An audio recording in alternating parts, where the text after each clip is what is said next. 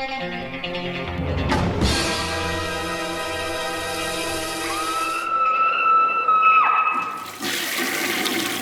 guys, what's up? It is week 422. Have an update for you, some reviews for you. Let's jump right into the reviews. The first one up is from Radiance Films. This is a 4K release of a Todd Solondz movie.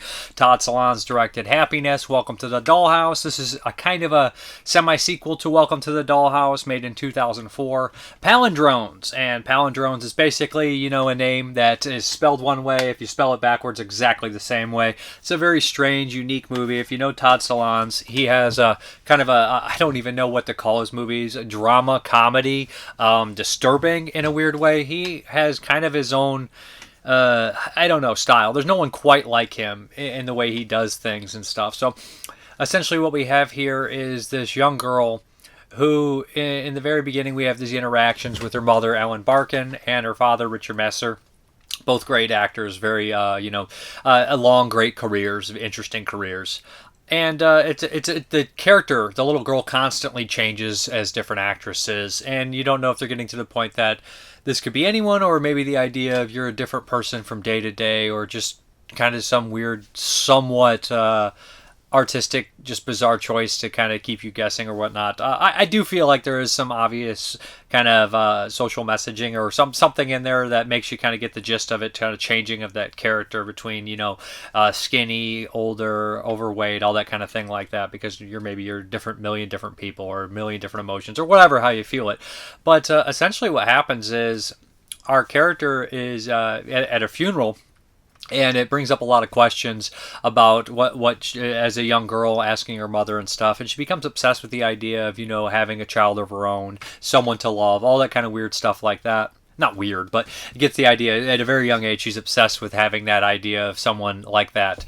Maybe because she feels like she's neglected or just whatever, feels like an outcast. But as her life progresses, she kind of just has these crazy tragedy after tragedy. I don't really necessarily know how to explain it, but she has a really twisted, messed up adventure over a few years, where at first she becomes pregnant and has this kind of tragic moment early on in her life, and it kind of reflects who the person she ends up becoming later on. And she runs across all sorts of strange characters, including a pedophile, which Todd Solondz kind of tackles these issues. A lot of other people do not kind of tackle this. And the way he portrays them, like Dylan Baker in Happiness, is like this weird kind of crazy thing here. Sorry if I'm a little distracted. I just cut myself on my lip shaving, so it's a little bit distracting for me. But yeah, so the way he portrays the pedophiles, they're not always like super evil. They're like these complex, or at least somewhat, I don't want to say sympathetic characters, but they're more nuanced in a certain aspect. But it just has a wide plethora of characters and a bunch of really strong performances. But the main kind of, I guess you kind of story, because I don't want to call these stories aimless. There is a plot, and I think like it's very impactful, and I think it works really well. But it's a lot broken up in vignettes for most part, but it does come together. But a huge chunk of the story is our character kind of being helped by these really deeply Christian religious kind of figures. And of course, Mama Sunshine runs it, and she is helping all these kind of people that have, disabilities, whether it's, kind of like physical blindness or other ailments like that.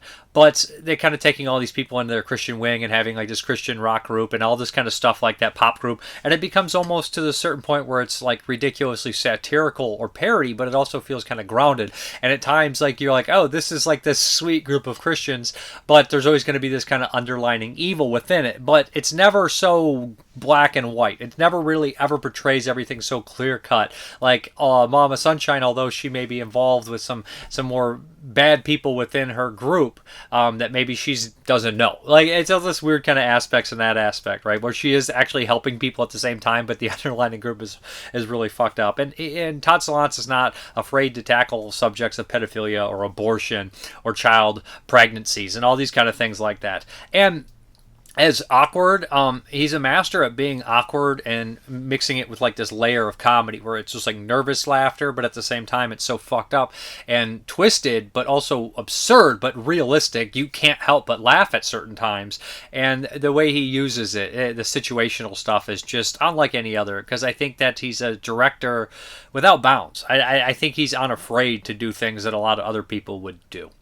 There's this big kind of speech at the end that one of the characters gives, who's accused of being a pedophile, and it's really just kind of incredibly depressing and whatnot. I love the portrayals of our character here in Avia, is that her name? But it's played by tons of different people. The biggest actress, of course, is Jennifer Jason Leigh at the end. She's a grown woman playing a young little girl, and sometimes the character changes color, changes weight, changes age throughout the entire thing. It's just a really clever, unique way to tell a story that I think's been told, but I don't think it's been told in this tone. He's the only director I know that has this tone. There's some features on here as well. Interviews with Todd Solondz and Hannah Strong. It's kind of a sit down where it's not too long, 25 minutes, where it talks to Todd Solondz. He talks about he wishes that he could get another movie going, which is really depressing to think that one of the kind of like all-time cult directors is struggling. You always hear those stories too, where it's like Romero couldn't get a movie off the ground, all these people can't get a movie off the ground, and then they die, and everyone's like, whoa, why did they stop directing? Well, they didn't. It's not by choice. Then we have an interview with star Alexander Brickle, and that is Peter Paul. He plays one of the disabled kids, and he's got a really kind of funny character who's like naive, but he's always like bringing in up these horrible things because he's the way he's taught. You can tell that kind of like manipulation that was put on him to a certain extent by the church in this film, because it's like a cult. It's like a cult sect. It's not like a typical church or anything like that in those aspects. And a lot of their stuff is nefarious. But he is a really interesting kind of look on this film, and he thinks it's really kind of cool that they had this big inclusion of different actors and actresses kind of portraying these roles. And he does notice the nuance within the characters. They're not completely portrayed as always evil, but that doesn't stop Todd Solondz from doing incredibly messed up things in the film. And I don't want to really spoil anything, but the character who plays Dan or Bob or whatever his real name is, the truck driver, it's a great performance, but it gets a lot of comical beats, but it's one of those things that you're like, man, who would really want to play this? Same with Dylan Baker and Happiness. Like, they're both really tremendous performances, but they both have this like dark, fucked up subject matter that you're just like, that's so ugly. And there's also an essay by Lillian Crawford limited edition booklet. So it looks great and it sounds great. I don't think there's HDR on here, but it's the best that I've ever seen Palindromes look, and I don't think this had a stateside Blu-ray. It did have a cheapy DVD that was out there, but this movie deserves better. It's a classic, cult classic, twisted movie, and I love it. I think it's great. Rewatch, I watched this one a couple times, so this time I gained even more appreciation for it. Okay, the next one here is a 4K from Arrow Video, and this is from 1998. This is from the director Alex Proyas, who directed The Crow in 1994, and this is Dark City. Now, Dark City was a cult movie that I was well aware of. Everyone had told me that it's an excellent movie, that you got to see Dark City, and it was one that I constantly put off. And I must admit, I'm not the biggest fan of The Crow. I understand that movie had obviously some issues with Brandon Lee dying on the set, and I appreciate a lot of aspects of it, but I was never, a diehard fan of The Crow. And I know Alex Proyas did Gods and Monsters. He did some other films as well.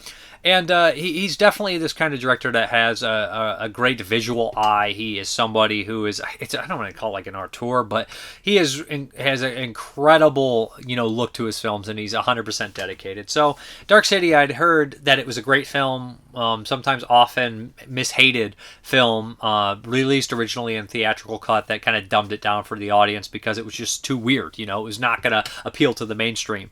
And at the same time, I heard that the director's cut was better. It has a really strong cast, including Jennifer Connelly, William Hurt. It also has, of course, Kiefer Sutherland in a very memorable role. And I can't think of the actor who plays kind of the main baddie in Darkman's in here. I recognize his voice right away. He's got a good performance in here too. So it's got a really solid cast. The lead actor is an actor that he's not somebody that I'm super familiar with. So it was kind of like a little refreshing to be like, oh, who is this guy along these kind of bigger actors or people that became bigger actors later on acting? And it's by no accident that he's in here because he's solid, but he's also somebody that's not immediately known. They talk about in the special features possibly having Johnny Depp in here, and people are like, well, that's Johnny Depp, right? Although he's playing this character, that's still everybody's going to say that's Johnny Depp. But so in the very opening of this movie, the director's cut at least, the without the narration, the actor, this lead kind of John, wakes up in a bathtub. It's like kind of birthed to life in this bathtub, and he sees like a murder scene, and he's kind of confused. The city looks completely different. They talk about kind of the influences being from film noir, but of course, Fritz Lang and German expressionism, and it's definitely there. So also when I was watching this, I couldn't help but notice some kind of like Hellraiser, Clive Barker style kind of things, and some Geiger, kind of H.R. Geiger stuff. So like all these kind of little different aspects, and it looked brilliant. And although Geiger is definitely inspired by that kind of like German expressionism as well. But I'm seeing this in here, and I'm like, this movie's got a great look. It's got a great mystery to it, and as the mystery goes on and on, they kind of pull back more layers, and it becomes an insane, incredibly brilliant and complex storyline in here, which I don't necessarily want to spoil, but I'm probably going to have to get to a little later. But so it turns out that there's these kind of mysterious characters that are trying to catch him, that are in these kind of trench coats, dressed in kind of like the Giallo style killer, and they're all bald, and they all go by names like Mr. Hand and Mr. Book. Richard O'Brien is actually kind of one of the main ones chasing him from stuff like, of course, Rocky Horror Picture Show and Shock Treatment. He's great in this too. So it has this element of these mysterious characters, and I was instantly intrigued into the mystery. I thought that the visuals were great, and this character somehow has a special power that these people are after, and as more layers are removed and he's been kind of tracked down for these murders, not as all as it seems. Jennifer Connelly's pretty solid in here too. This is a cult movie through and through. Visually it's great, and like there's tons of features on here and tons of archival features on here, and the director constantly talks about, well, he not constantly, but he mentions, people said that this movie's all style and no substance, and he said, I think that's completely inaccurate. I think it's more substance and style, and I think it has a lot of both. But to be brutally honest, there is a lot of substance going on here. If you walked away from this movie and said there's nothing here, I'm like, did you even understand any of the concepts going on here? It predates The Matrix, I think, by 1 year, maybe the same year, 99, I think The Matrix came out, so it predates that, and that's such a really great concept too, an interesting concept, right? And The Matrix, and this has its own ideas like that, but I think that it's even creepier and a little bit different and scary. It has the idea of a singularity. I love when they do that in horror films, from Invasion of the Body Snatchers to this year's Sinners. So it has all these cool concepts that are in a sci-fi, fantasy, film noir, horror style thing. I think that it's just done in a lot of unexpected ways, and it turns into this big, giant, dark fantasy at the end. Kiefer Sutherland's really solid, and Kiefer Sutherland kind of always shined in doing like these cult roles and things like that. Immediately, right when I saw him at Close Range and Lost Boys early on in his career, when you look back on his career, I don't know which order I saw his movies in, but I think Lost Boys was probably the first time I ever took notice of Kiefer Sutherland. But he's been back all at Close Range and stuff, and he always had an interesting career. And I mean, when he turned more towards TV, I just felt like we're kind of missing out a little bit on some cool Kiefer Sutherland roles, but he's great in this, solid in this. Freeway's another one where he's completely insane. Gotta love his father as well. But Jennifer Connelly too wasn't a huge star, but she's good in this, and visually, and it also has an emotional heart to it. It's not just some cold, distant movie. There's an emotional kind of love story here that dives deep and asks you, what's it to be human, right? Is it our memories? Is it our circumstances? Is it our job? No, it's something deeper than that. It cannot be just manipulated. No one that isn't human could not understand what it's like to be human. Maybe possibly the variable here is what we would call soul. So, Dark City, great stuff. Gets your mind flowing, gets you thinking and stuff. There's 2 cuts on here, 2 different 4Ks, loaded with a bunch of features on here. So, audio commentary, new one by Alex Proyas. Brand new commentary by Craig Anderson, Bruce Isaacs, or Herschel Isaacs, co-host of the Film versus Film podcast. Archival commentaries here with the director, and then we have another one with film critic Roger Ebert, which is great because he's incredibly knowledgeable on films, although I don't always agree with him, but who would? Like I'm somebody fancy. But Roger Ebert hated a lot of horror movies, and I'm a horror junkie, so there we go. Archival commentary by writers Leb Dobbs and David S. Goyer. Goyer wrote a lot of Marvel movies and stuff, but he and DC movies, and I think he originally started with Demonic Toys, which is wild. Archival introduction by Alex Proyas, Return to Dark City, a new hour-long documentary featuring interviews with the director, the producer, production designers, costume designers, all sorts, storyboard artists, director of photography, actor Rufus Sewell, hair and makeup artist, and VX creative director Peter Doyle. Rats and a Maze, a new visual essay by film scholar Alexandria West. As Much in the Dark as You, a new visual essay by film scholar Josh Nelson on film noir and identity in Dark City. These are all interesting, and definitely really cool to see some new features on here, because we also have archival on the theatrical cut by Alex Proyas and the writers, and then the director of photography is there and production design, and then we have archival commentary by Roger Ebert. Memories of Shell Beach 2008 featurette, in which cast and crew look back at the making of the film from concept to reception. Architecture of Dreams 2008 featurette presenting 5 perspectives on themes and meanings of the film. So it's a really wild, crazy movie. Beautiful city. If you like cult films, if you like wild films, I love this. And I'm not the biggest Crow fan. So if you haven't seen Dark City, which I surprisingly have not seen, then I'd highly recommend this one. Weird, trippy movie. And we were talking about trippy movies last week. Dark City's one of them. Looks great. I gotta say, it looks great, and the sound is amazing, especially during the end battle when there's a lot of weird explosions and shit going on. Great stuff. Was it Richardson plays kind of the main baddie kind of guy, and he's great too. Like, I just love that weird kind of creepy under the behind the shadows, behind the wall, the men behind the sun, if you will, kind of pulling the strings. Although there is no sun in this movie, if you've ever seen it. Men behind the moon, I guess, if you will. Okay, next up is from the Terror in the Fog set, the Krimi collection by CCC, and we're moving on to the next disc here, The Monster of London City. Yep, that's a pretty cool title there, cool cover. So last week we talked about the set, The Phantom of Soho, which had a little bit of a meta approach, right, where we have the crime writer being involved with this kind of crime and looking into it and all that kind of stuff like that. So I always thought that was a nice touch. So this one also is a nice touch here, The Monster of London. So basically what's happening is they have this play of kind of Jack the Ripper going on in London, and murders start to happen in kind of the style of Whitechapel murders from back in the day. So, and we have this kind of stage playing with it in the very beginning. You're like, oh, is this the killer? Why so hammy about it? But then you find out, oh, this is the actual actor on stage portraying the killer. But yeah, there's tons of red herrings. Almost every character in here seems like an obvious red herring. You're not really sure. But our actor here has had some past traumas, so you don't really know if he possibly could be the killer. He has helpers with him. He has a kind of a guy who's an upstanding citizen he's dating his daughter, wants him to have nothing to do with it. So we have all these red herrings and things like that, and we're constantly seeing these kind of murders here and there of women of the night, right?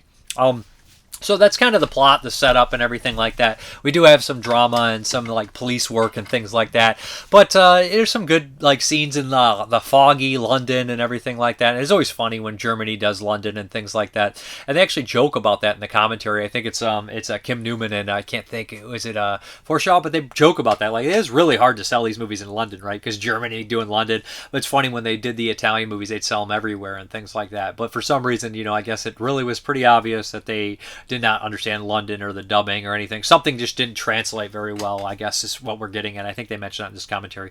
But overall, I thought this was a pretty solid one, although the killer is the most obvious out of all these, and Phantom of Soho, they kind of lead you, and you're like, oh, who is it? All these movies I had trouble, I guess, guessing who the killer was. This one is like, well, it's got to be that person. It's pretty obvious it's that person right off the cuff, and it was correct. But there's kind of like a little kind of thing at the end here, like a cliffhanger ending where the killer gives themselves away, and it does play a lot like the Mabuse movies where, like people just like committing half-ass suicides at the end of the movie. It has that same kind of flavor.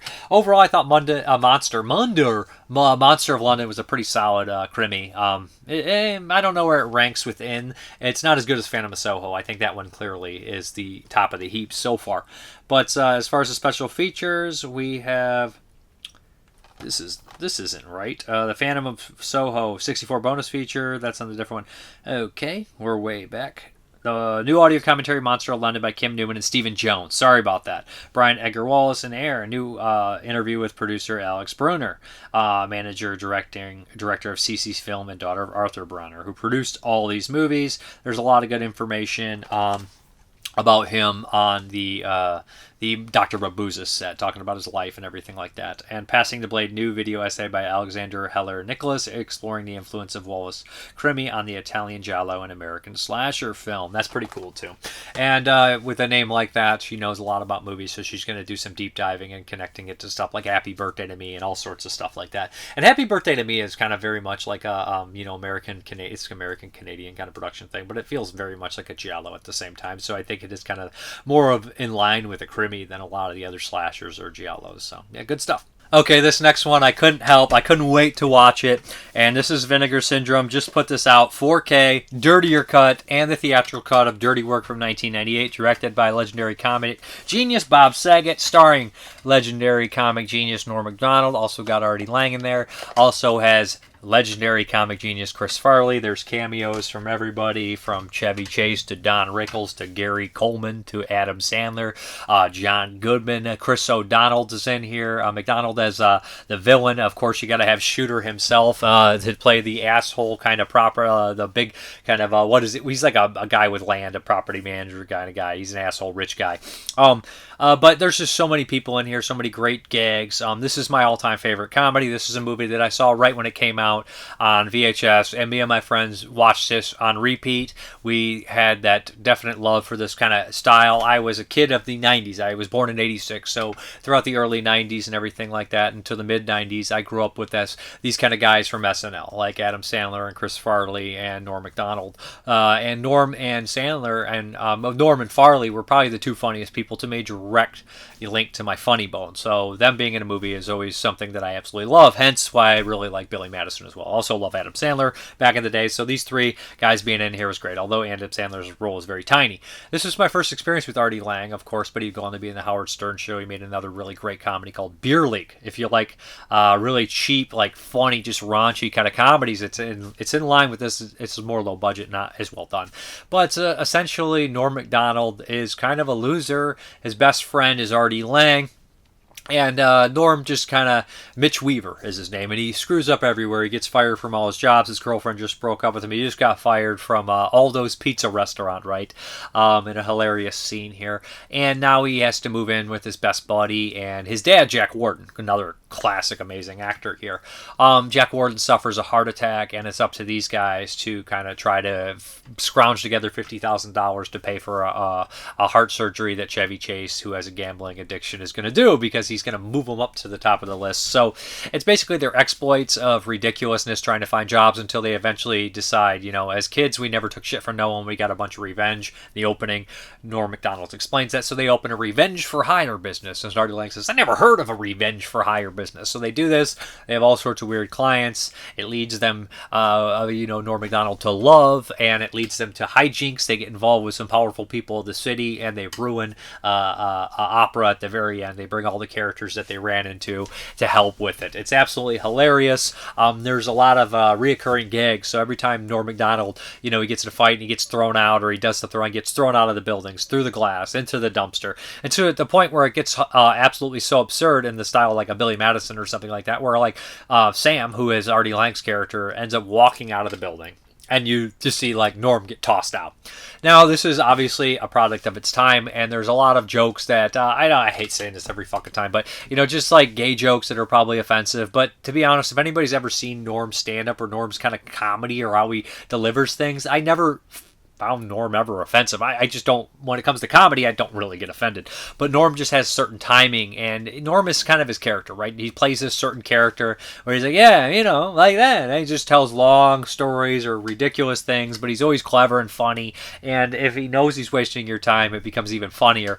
I don't know how to explain that, but he's probably the funniest person to me. I don't know why. He's just ridiculous. But this movie, it just has so many good gags. It has a nice kind of small town feel. Like, you can tell the characters, when they come back into the movie, even if they're only in it once, they feel like there's more to them. And there was, with the dirtier cut and stuff like that. So this is cool. I've covered this movie before. It looks fantastic in 4K. There's almost too many colors. I was like, man, why am I seeing like every green on that tree? It's just like a movie that you never think's going to pop that much. But it pops in the 4K. It looks great. So what happened was, this movie was originally made to be more raunchy, more R-rated, kind of pushing the envelope, because you got Norm. And Bob Saget was kind of a dirty comedian, obviously everyone thinks Bob Saget from Full House, he's going to do that. But no, if you see his role in Half-Baked and other things like that, he was more dirty in a lot of his kind of comedy, besides, being in Full House.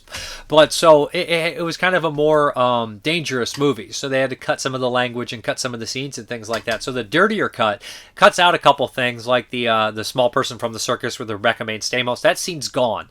But you get a couple extra crazy scenes involving, donuts and dicks, and another ending with Aldo and the frat boys. So that stuff's really fun, really entertaining. There's only a couple more Chris Farley lines, and Chris Farley in this, this is like the last thing he filmed before he died, although Almost a Heroes was released after. But the thing about Farley was, like, he's fantastic in this, and he has like a darker mentality to him, right? A lot of times he would play similar to like a John Candy type character, where he's like this sweet-natured kind of goof, bumbling idiot. In this one, he's just unhinged, and it's fucking beautiful, because in SNL he would play unhinged, but a lot of the times, you know, he more so, he had those fantastic freakouts, but he seemed good-natured, right? In this one, he seems like he's good-natured, but he's also just unfucking hinged, right? Infamously, in this film, he got his nose bitten off by a Saigon whore.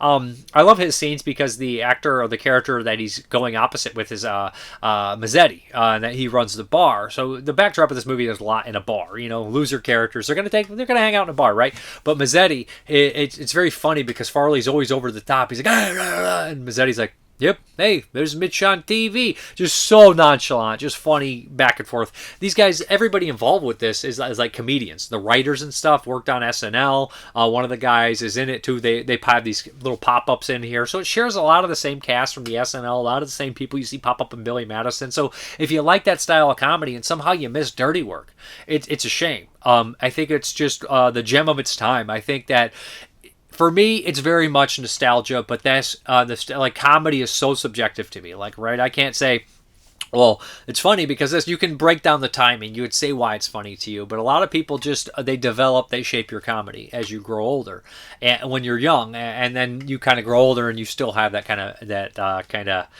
mentality sometimes into that comedy. It's raunchy, it's ridiculous though at the same time, and although it's gross and mean-spirited at times, it doesn't ever come across like it's just complete like you know, nihilism or something. It's so silly at times and heartwarming. You really get the relationship between Norm and Artie Lang. It works well. Jack Warden has some of the dirtiest fucking lines in here, and the lines do get dirtier. They do get sleazier. I like still some of the beats and things from the theatrical cut a little bit better, but I think the dirtier cut was so cool to see, and there are some more scenes that I do enjoy more than the theatrical cut. There's a 2-hour assembly cut on here too, which I did not get a chance to watch. I should have, but 2-hour assembly cut without like music and a lot of the things added, so it's a little bit kind of harder to get through if anybody's ever seen a work print or assembly cut or something like that. But I did look through it a little bit, and there's definitely more to watch, of course.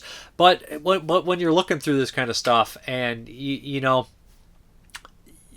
when you see a movie 1,000 times, I've probably seen Dirty Work as top 5 movies I've seen the most of, right? When you do that and then you watch a new cut, it's hard to get over some of the changes. Like, I felt that way about Nightbreed. I'd seen Nightbreed a million times, and I actually still think the theatrical cut's vastly superior due to the pacing and the music cues and stuff like that. I'm not saying that it would have been better if, you know, I'm sure if Barker would have been there and got to edit the original cut of his movie how he wanted, that version would have been superior. But with going back and doing it, the elements aren't the same. The score's not going to be the same. So I think it's it's not as good as the theatrical was put together, of course. But this one, I think it does have some of the same things going on, but not much. They kind of use the audio because the audio is a little off that they had to use from dailies and things like that to reconstruct this version.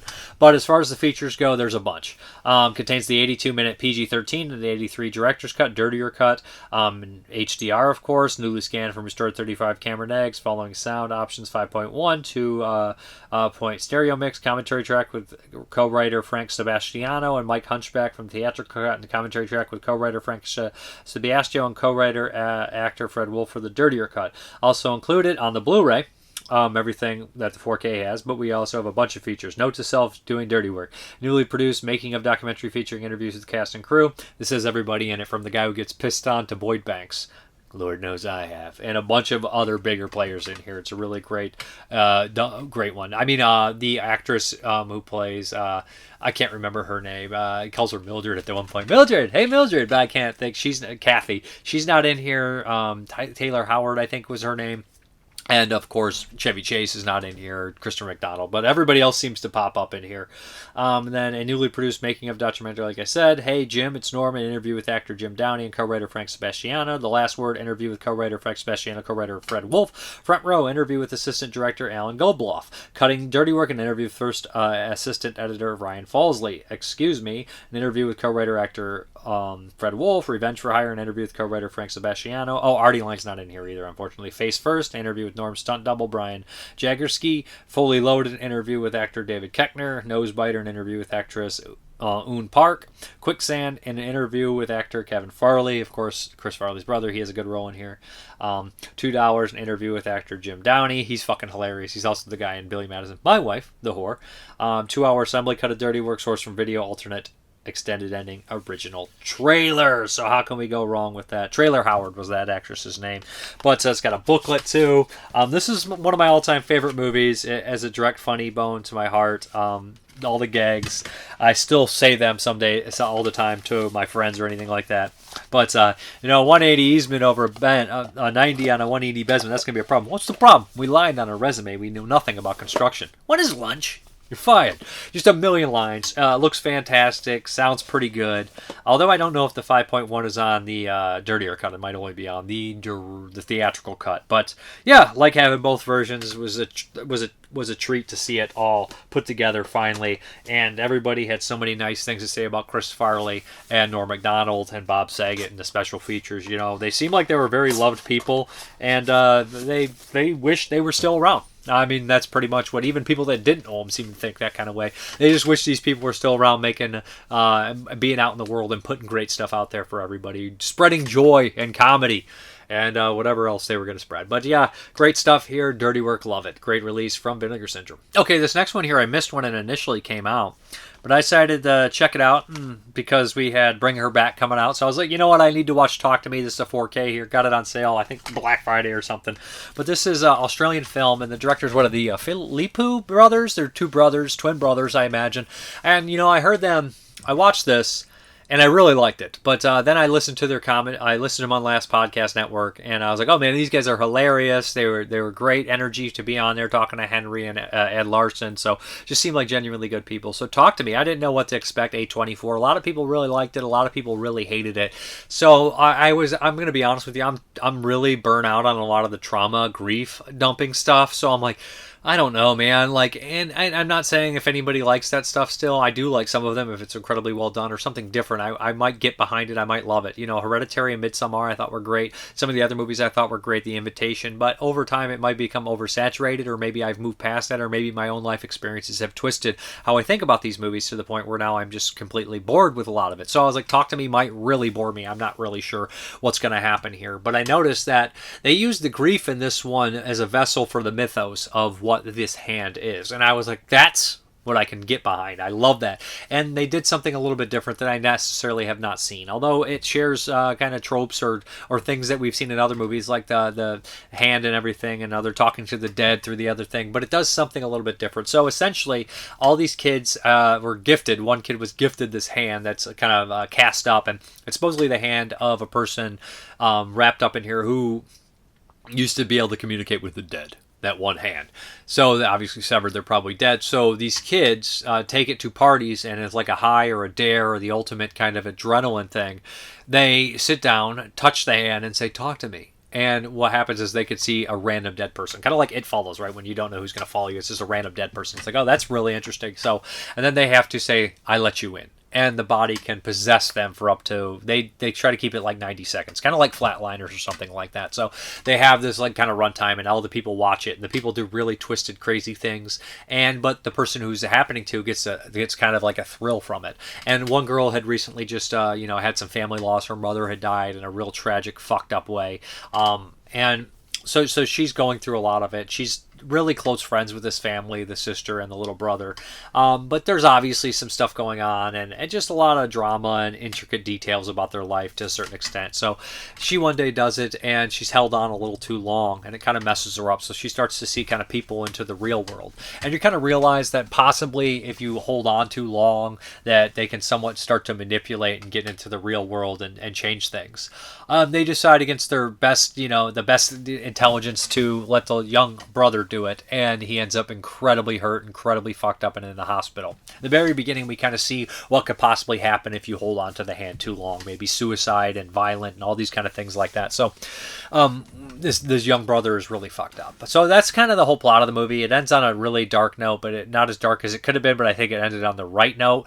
And what it does at the end of this movie is it shows you what it's like to be on the one side of the hand, and it shows you what it's a glimpse of what it's like to be on the other side of the hand, which is what really won me over. Because if we're going to show some weird mythology and have these kind of weird rules that I've never necessarily seen, and we get a glimpse of it one way and we get a glimpse of it another way, I can put together a lot of pieces in the way they do it. And one of my friends, Dave Z, always mentions that he really likes these kind of movies where it's just evil about and they're somehow playing tricks on the people and manipulating. That's just evil about. And sometimes I really like that too, especially when we get to more of the Lucio Fulci, Lovecraftian kind of crazy shit like City of the Living Dead or The Beyond. Other times I don't like it, although it is that. Like Dark and the Wicked is a very good movie that I don't love, but because it kind of just drives me crazy and I get bored with it. But I understand exactly that idea that evil's amok, and they're playing tricks on the real human beings within the real world to get them to do some dark things. But there's a visual in this movie that we see of supposedly somebody trapped in this kind of limbo, and all these dead people are like feeding on them and hurting them, and it's just it feels like it comes from some extreme movie. And I was like, there we go. It's like Baskin popped in for a fucking second. I love Baskin, but it was like, oh, Baskin's here for a minute, and I just love that scene. And that scene really was the one that kind of won me over in the very ending. I was very impressed with Talk to Me, and I didn't expect to love it. Maybe it was that I just didn't have any expectation because it had been hyped up and shot down nearly as many times, but I was very impressed with it. It looks good, it sounds good, and I really enjoy these brothers. I think that they came across really well as just kind of like fun-loving, but also very invested into the dark stuff on that podcast. But really recommend Talk to Me. It surprised me too, and I'm not always a hater of new films. I would say that I'm harder on new films, and I think it's because old films stood the test of time already, and I just have an affinity more for them. That's just how it goes. Like I said, a lot of it is subjectivity, as much as we like to think it's not, right? But there it is. Talk to Me. Really loved it. Okay, next up is, of course, Bring Her Back by the directors of Talk to Me, the Philippou brothers.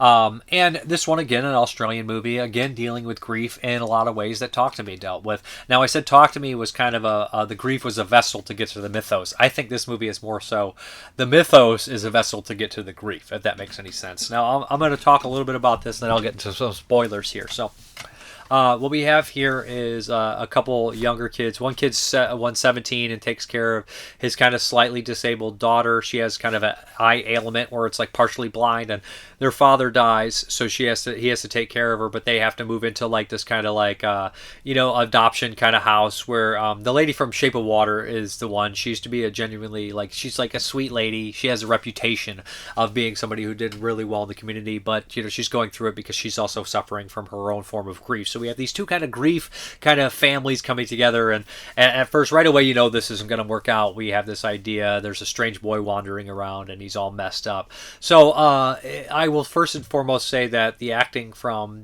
most of the people, the big four, but mostly the big three, is exceptional because they get more screen time. But this is a top-notch acting, amazing direction. Actually, I think all that kind of stuff works really well. I think that they use their transitions really well, including the water stuff, and I don't think there's any complaints about the filmmaking in that aspect, the direction, the acting. I think that's all top notch, let alone just on that aspect. I think it's well worth your time, well worth watching. But what bothered me again would come down to the emotional connection I had with it. And this one I think depends on emotional connection. And I didn't have it, which kind of shocked me because, I just didn't connect with any of the characters on that aspect, where it's not like I don't need to like somebody or hate somebody or anything. I just want to be drawn into the drama, and I guess maybe it was just too high drama or something in this aspect to the point where I kind of checked out, because in a weird way something like Palindromes has a very emotional core to me, and I can understand what some of the characters are saying in here at the end and stuff, and that movie it brings out an emotional response in me, it's sometimes like, oh wow, that's really touching in a fucked up crazy way, in a weirdest way in the world. And the Patreon pick this week I will also talk about as a very touching and kind of a very thoughtful look at humanity, and I felt like that was in there, and I felt like it was realistic and grounded to a certain in that movie in Lifeguard. This one, I don't know what it was. Maybe it was just the samey for me. Like it came across as like I've seen this movie 37 times in the last couple of years. And unlike Talk to Me, I didn't think the mythos was that original. So I just kind of disconnected. I thought the first act grabbed me in. It was really great. I thought the third act was pretty solid. But the middle was just very tedious and repetitive for me, and I lost it. Now, I still think it's a good movie, and I give it a fair rating. I would recommend seeing it because everyone loves it except me and a couple other people. So I'm obviously the odd man out. It just didn't do much for me, and I was very disappointed, especially after watching Talk to Me the same day. I was like, oh, Bring Her Back is going to be fucking awesome. There is a couple moments in this movie that did get me squirming in the seats, and that's worth worth seeing too, because in the theater I was like, oh man, that's really nasty. Gnarly is the word to describe it, but I was actually squirming in my seat in a good way. Like, oh, fuck, it's fucking gross. But so when I'm going to get into the spoilers here, I would say check it out. But not exactly my favorite movie of the year, but it's a great movie of the year, even if it's not for me. But so let's get into some spoilers here. So it's A24's Pet Sematary, really.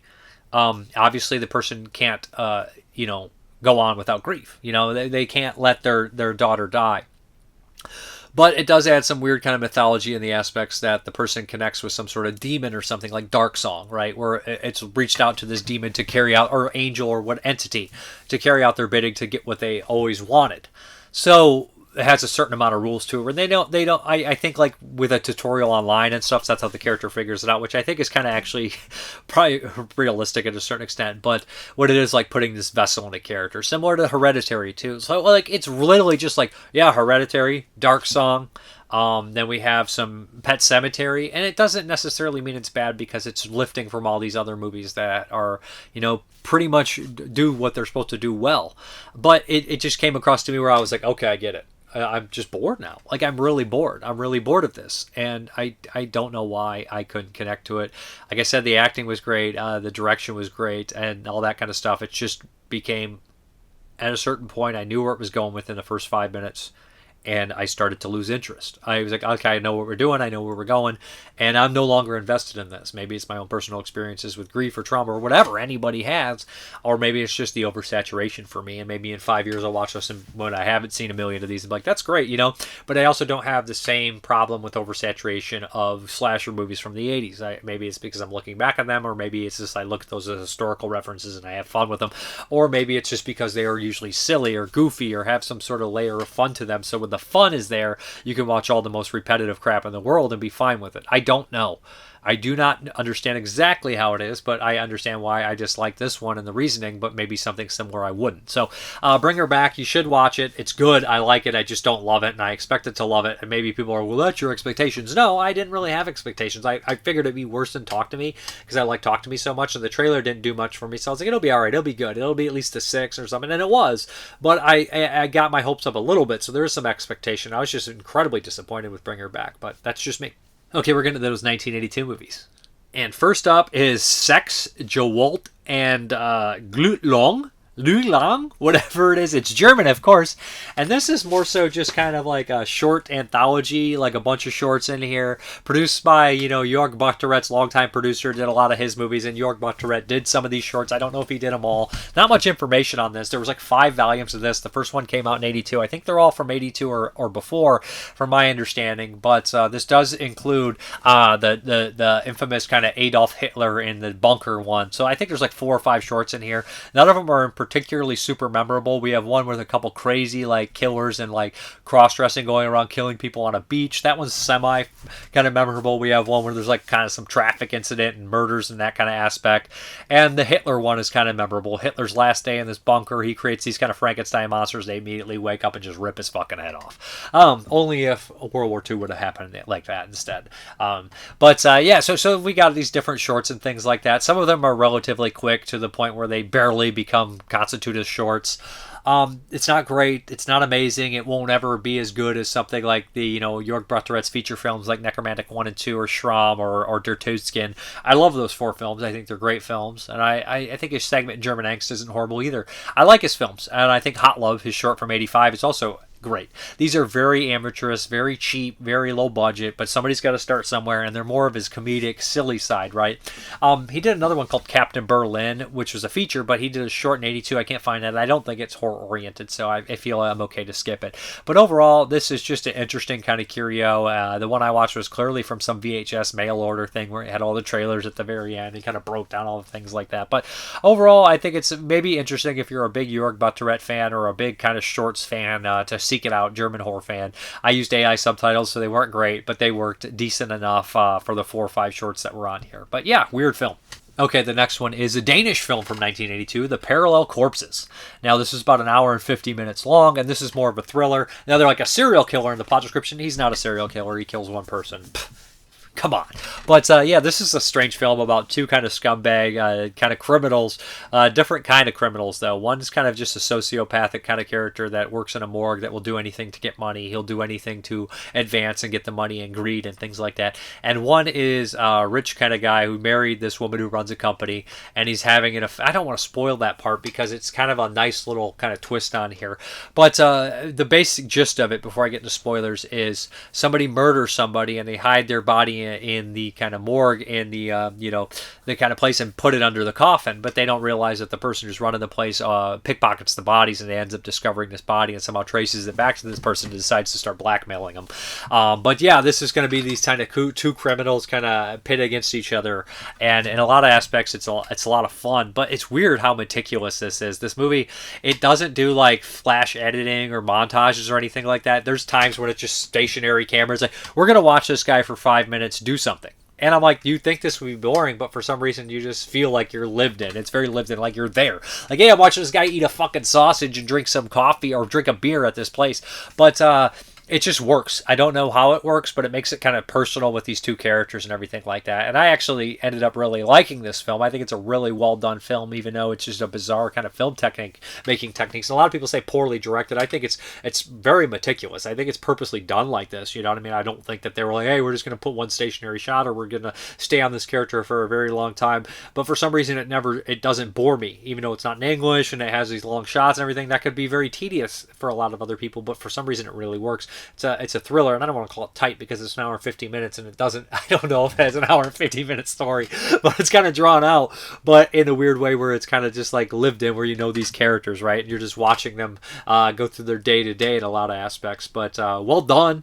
Has some dark moments. Good stuff here. The Parallel Corpses. Good thriller. Not a horror movie at all, but I think it's worth checking out if you like these kind of thrillers. Danish, of course. Okay, the Patreon pick here is 1976 Lifeguard. That covers a little wrong there here, but we got Sam Elliott in our early role. Love Sam Elliott, of course. It's got Kathleen Quinlan and Archer's in here, and there's some other familiar faces that pop up as well. But, this is not your typical, I guess, does Sam Elliott even have a typical role? From Frogs to Roadhouse to Tombstone to Big Lebowski. He's just kind of an interesting actor, and I've always enjoyed him, but this is early for him, and this is a fucking fantastic performance. He's a guy in his early 30s that's still a lifeguard in California, and at the very beginning, he just seems like a cool guy, and that's something about Sam Elliott that a lot of people don't have. He's not a try-hard to be cool.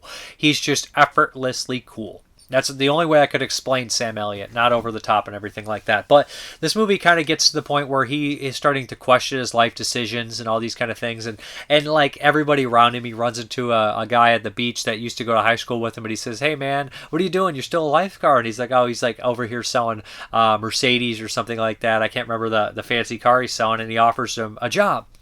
They have their high school reunion coming back like that. While he's spending time on the beach, he kind of meets this young girl, and there's this obviously very inappropriate, even for this time, kind of romance between this 17-year-old girl and Kathleen Quinlan. And it's just very, it's a subject matter that wouldn't be approached in a lot of movies nowadays, but I think it's the way they handle it is really kind of nuanced and intricate, and just it's really well done drama, even though the character obviously it's a bad thing that he does, but it's portrayed even as a gray area in 1976. But it's one of these things too, like, what do you give up to live this life of not having to conform necessarily to society? What do you give up? Do you give up, possibly not being in that rat race? It's just, do you actually compete at life? Do you actually resonate in life? What is there to life? It's all these kind of things like this. It's just a hangout movie. You spend this short period of time with Sam Elliott as he kind of comes to some realizations and decides what he wants out of life. He interacts with all these people, and he's just a really interesting character. And there's not much to say about it besides that. It's well shot. It's beautiful. He's fantastic in the movie. And it was advertised as kind of like this sex romp, which it's absolutely not. It's this PG kind of nice character study drama about a guy that doesn't know where he is in life and doesn't necessarily know what he wants to do in his life. It's I wouldn't call it a midlife crisis. He's not quite there, but it does have these kind of aspects too, Oh, but yeah, and it leaves on a note that's not like, hey, it just ends like in a weird kind of open ended, but you kind of just can guess what's going to happen, and I like that. I like that a lot. It felt so realistic, and it felt to a certain extent it got to me. Does that make sense? Like I'm talking about Bring Her Back, which is this high drama, people dying left and right, not left and right, but people dying in real life. Oh, I'm grieving all these people in my life. But for some reason, maybe that's so elevated or so over the top or so something that everybody experiences, but like it's not always as, everybody's not screaming at the top of their lungs during this whole thing.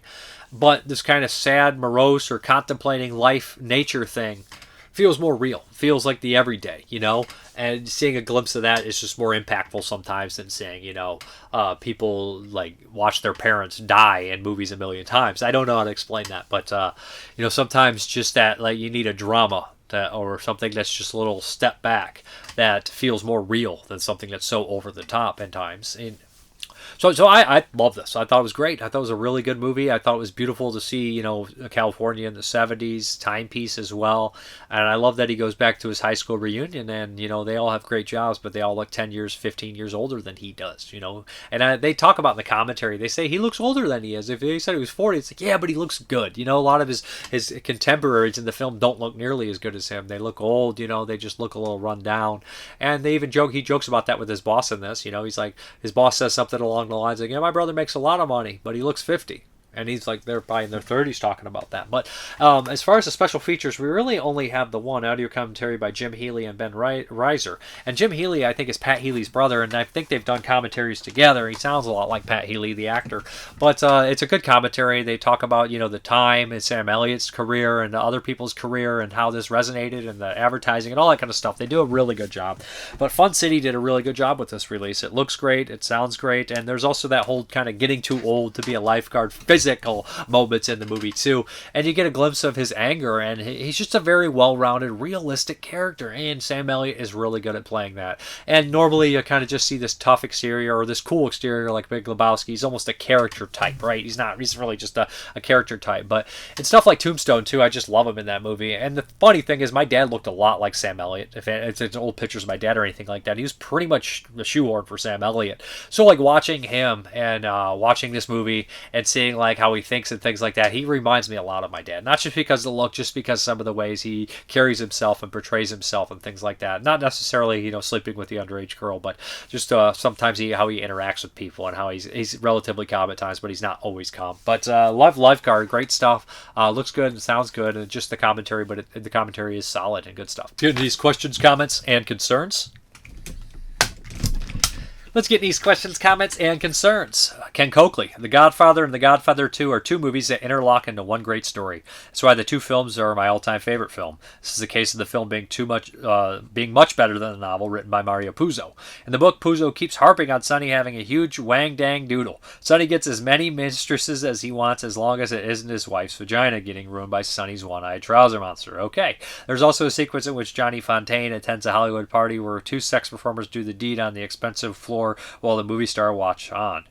Some of the characters in the book differ from their silver screen counterparts. In the book, Fredo isn't the weak link in the family. In the book, Fredo isn't as tough as Sonny and not as calculating as Michael, who in the book tells Kay almost everything about mob life. The film was really hard to get off the ground. Paramount Pictures was almost bankrupt, but there was Saved by Rosemary's Baby and Love Story. They started to look for a director. Elian Kazan was the first choice, but he declined the offer. Arthur Penn, who directed Bonnie and Clyde, didn't want to be known as a gangster film guy. And then they approached Sergio Leone, of all great choices, who declined because he was working on his own gangster epic, Once Upon a Time in America. They decided to go younger, so they offered a film to Francis Ford Coppola. He accepted as long as they shot the film in New York instead of Kansas City, and they have the story take place to 46 to 50 instead of modern times. Coppola had to fight to cast Marlon Brando as the title character. Paramount was dead set against Brando being in the film because he was in a string of box office bombs, so he was considered to be box office poison. The X were eyeing Laurence Olivier, James Mason, and Anthony Quinn, and others. I mean, I think they would all work, but Marlon Brando kills that movie. He's great. A lot of actors screen tested for Michael and Sonny. Paramount wanted Jack Nicholson, Warren Beatty, or Robert Redford for Michael, as Coppola fought for Al Pacino. Martin Sheen tested for Michael as well. De Niro and Stallone attested for Sonny. Coppola's pick of James Caan as Sonny came from Coppola promising Paramount to pick one box office star. Oh, that would have been interesting to see Stallone in there.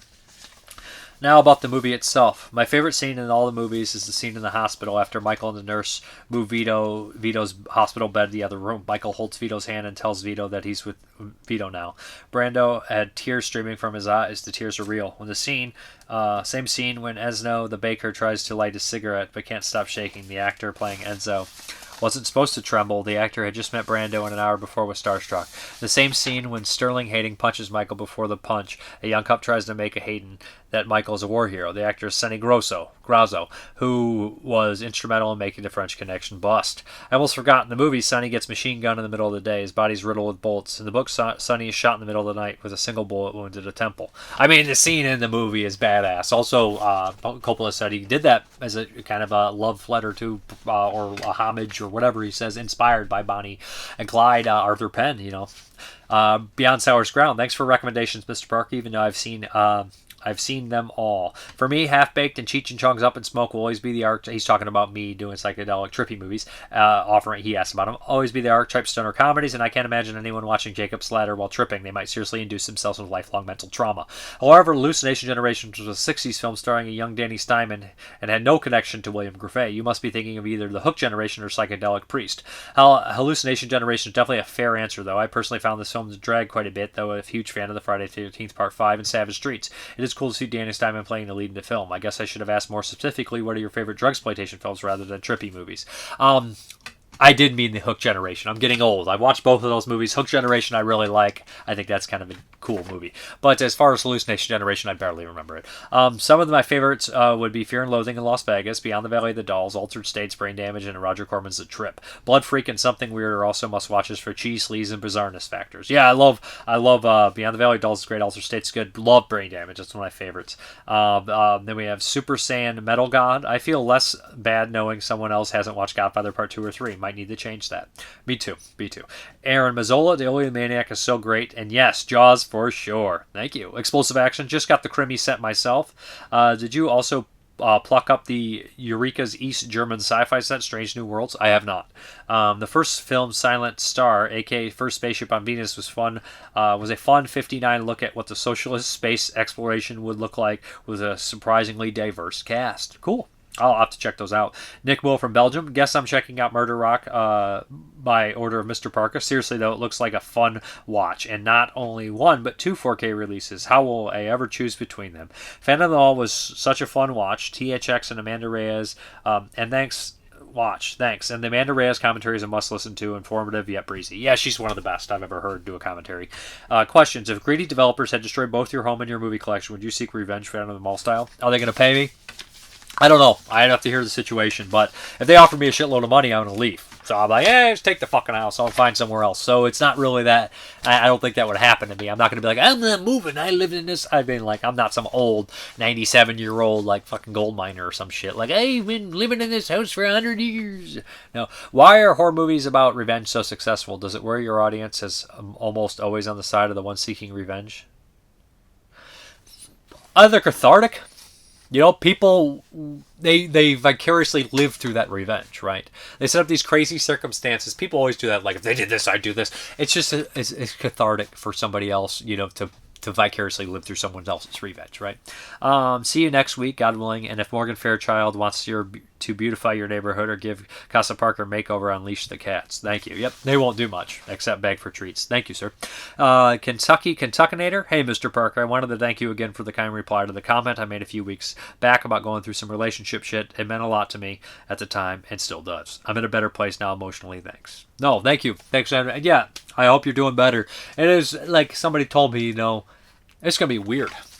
And I'm not suggesting that you were ever thinking of this, but I was hanging out with my cousin. He lives in Michigan, and we were at this park. He lives in Wyandotte, Michigan. We were at this park, and there was this it's a water right on the watery pier and everything like that. And somebody had driven through the wooden thing and drowned and killed themselves.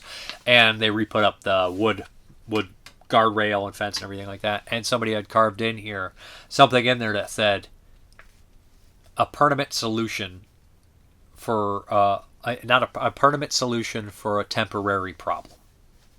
And that's the best way you can sum that up, right? That's just never do a permanent solution for a temporary problem. If that makes any sense to anybody. And us, it's like, it makes sense. it'll pass. It'll get better with time. It always does. You know what I mean? So I'm not saying that everybody that has ever committed suicide, I don't want to get into that. It's very complex. But I'm just saying a lot of times, when it's a permanent problem for a temporary solution is not the answer.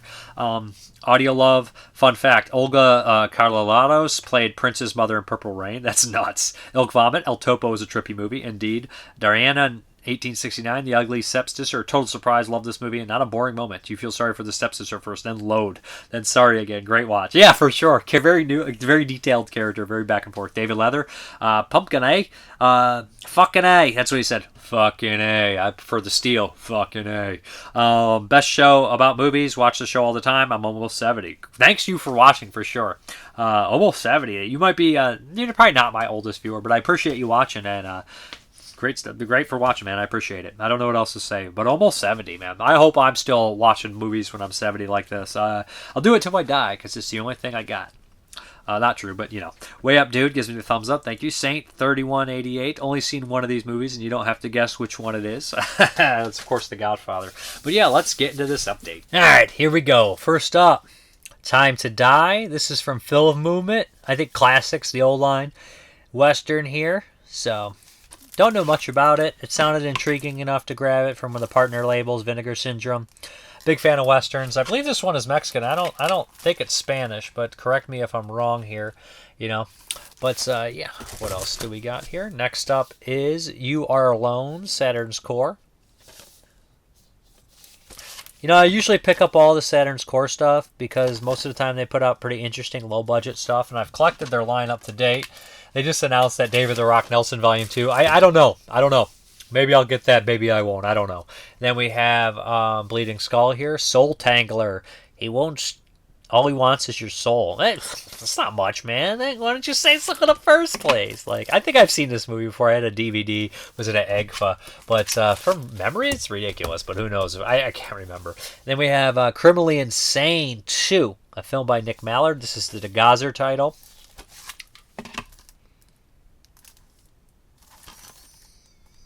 There we go. Then we have a 4K here from Breathless. This is the 80s version here. Deluxe kind of big heavy edition. So very cool. Then we have Iron Eagle 1, 2, and 3. This is the VSA. Hong Kong Flicks here. Oh, we got a nice little booklet in there as well. Good stuff. Probably can't close this damn thing now. I'm going to put it in. You guys are just going to have to suffer. It's weird because the VSAs are always top loaders, right? The top loader ones. And they have a booklet. That's the first time I think they've had a booklet in the top loader. It fit in. You never know. Then we have VSL here. And this is Charley One-Eye. Richard Roundtree. Gotta love him. Nigel Davenport. That's kind of a strange mixture of these two. Again, looks more like a Western. I'll pick up any classic Western. Especially if it's got like Richard Roundtree or actor I really like. Underrated actor, actually, I think. Richard Roundtree. Every time I've seen him, he's always excellent in there. Then we have Jade, the William Friedkin movie. It's been a long time since I watched Jade, honestly. I don't know if I ever saw the whole thing. It was pretty infamous for being very sexy on TV. A lot of sex, one of the erotic thriller here. Linda Florentino. She was in a lot of that stuff back in the day. Was she the one in Men in Black? It's been a long time since I've actually seen her pop up in a movie. Then we have Let's Scare Jessica to Death, a classic 70s horror film here. 1971, man. This is haunting. Great stuff. If you've ever been a fan of like Messiah of Evil or Carnival of Souls, I'd recommend, or Haunting of Julia. I feel like that fits right into this wheelhouse here. This is an excellent movie. And I watched this one the first time a couple years back, and it was one that I knew I'd like. But I just love the movies where, like the 70s movies where you question somebody's sanity or they question their own sanity. I love that stuff. I mean, probably because I'm on the verge of going crazy all the time. So it's just like, yeah, I can relate to that. I think we all can at this point, right? We all got that post-COVID brain just ready to snap any day. Dark Half here. Yeah, that's right. George Romero, 90s movie, Stephen King adaptation. It's been years since I watched The Dark Half. Got Timothy Hutton in there and Michael fucking Rooker. Big fan of Rooker. And I bet this movie holds up pretty well. You know, it was always a decent movie. Like, I never heard anyone ever really badmouth The Dark Half, and I never heard anyone say how great it was either. It was just one of those ones that was probably like a very mid-tier considered horror movie back in the day. I bet rewatching it, I'm like, oh, this is pretty fucking good. That always happens. And George Romero's my favorite director. And, you know, I wish Romero would have made 20 more movies, but I'll take what I can get, and I'll definitely rewatch the 4K of The Dark Half with a smile on my face. And then we have The Golden Child, Eddie Murphy, man. This movie's really fun. I've always liked this movie. Sweet, what is it, Cousin Misby or Mumsby? It's been a while. But, man, this movie's wild. I got a disc in here. I wonder what it is. Oops, we fucked up. The original version of the disc contained an error. Please toss or shred the original disc. Okay, here's a replacement disc right on there. We got a little booklet in here of the actual Golden Son. Yeah, this is a fun one. I'd definitely like to rewatch this movie. I've seen it a couple times, of course. It was on TV a lot. It was like one of those cable movies. This, and I think like Big Trouble would be a great double. Maybe throw on Ghostbusters or something too. It kind of has some of the same energy in there. But yeah, Eddie Murphy used to be the shit, man. And you know what? I love seeing him pop back up in that Dolomite movie. He was excellent on that too. But yeah, let's get back to the video. All right, guys. Thank you very much for watching. And as always, have a good one.